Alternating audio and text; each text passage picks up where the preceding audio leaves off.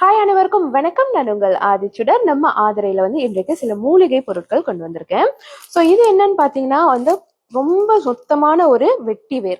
அந்த வெட்டி வேர் பத்தி கண்டிப்பா நிறைய பேருக்கு தெரிஞ்சிருக்கும். இது வந்து ரொம்ப ஒரு நல்ல சுவாச பிரச்சனைகளுக்கு பயன்படுத்தக்கூடிய ஒரு மூலிகை ஐட்டம். இதை நீங்க நீர்ல கொதிக்க வைத்து தண்ணீராக குடிக்கலாம். வீட்டு வாசல்ல நிறைய மாட்டி வைப்பாங்க. நீங்க அதற்கு காரணம் பார்த்தீங்கன்னா இதனுடைய அந்த வாசம், வெட்டி வேரின் வாசம் ரொம்ப ரொம்ப தூய்மையானது. இதை நம்ம சுவாசிக்கும் போது நமக்குள்ள இருக்கக்கூடிய இந்த மூச்சு சம்பந்தப்பட்ட பிரச்சனைகள், ஆஸ்மாவா இருக்கட்டும் அல்லது அலர்ஜிக் இஷ்யூவா இருக்கட்டும், இது எல்லாமே சரியாகும் அப்படின்னு சொல்லுவாங்க.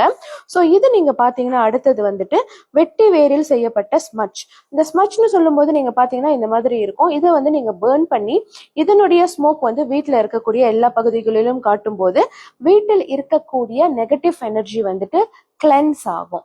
ஸோ பொதுவாக நம்ம வீட்டுக்கு நிறைய பேர் வரலாம். அதே மாதிரி நீங்க பாத்தீங்கன்னா வீட்டில் நம்மளுக்கு எப்போதுமே ஒரு மாதிரி மந்தமா இருக்குன்னா அந்த விஷயங்களை நம்ம கிளென்ஸ் பண்ணுவதற்காக தான் இந்த மாதிரி ஸ்மோக் யூஸ் பண்ணுவாங்க. ஸோ இந்த ஒரு குச்சி நீங்க பாத்தீங்கன்னா, ஒரு ஸ்மட்ச் நீங்க பாத்தீங்கன்னா ஒரே தடவை பயன்படுத்த மாட்டீங்க, கொஞ்சம் கொஞ்சமா தான் நம்ம பயன்படுத்துவோம். ஸோ இதுவே ஒரு 5-6 முறை பயன்படுத்துவது மாதிரி தான் வரும். ஸோ இதுவும் நம்ம கிட்ட இருக்கு.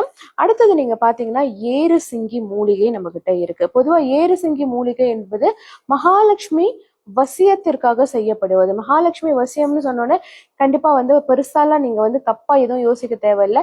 மகாலட்சுமி கடாட்சம் கிடைப்பதற்காக இந்த மாதிரி மூலிகைகள் நம்ம வீட்டில், புனிதமான மூலிகைகள் நம்ம வீட்டில் இருக்கும்போது அது நமக்கு நல்ல ஒரு பாசிட்டிவ் ஓராவை எடுத்து கொடுக்கும். அதே மாதிரி பணம் வரவுகளை அதிகரிக்கும் அப்படின்னு சொல்லுவாங்க.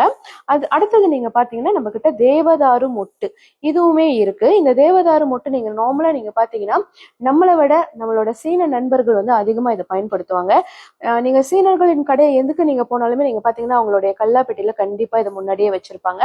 ரொம்ப ரொம்ப ஒரு அதிர்ஷ்டத்தை வழங்கக்கூடிய ஒரு பொருளாக இது பார்க்கப்படுகிறது. ஸோ இது நீங்க வீட்டுல வாசல்லையும் வைக்கலாம், அல்லது நீங்க உங்களோட பூஜை அறையில வைக்கலாம், வரவேற்பு அறையில வைக்கலாம், அல்லது வியாபாரம் செய்யக்கூடியவர்கள் உங்களுடைய கவுண்டர்ஸ்ல நீங்க வைக்கும்போது இது உங்களுக்கு ஒரு நல்ல அதிர்ஷ்டத்தை கொடுக்கும் என்று நம்பப்படுகிறது.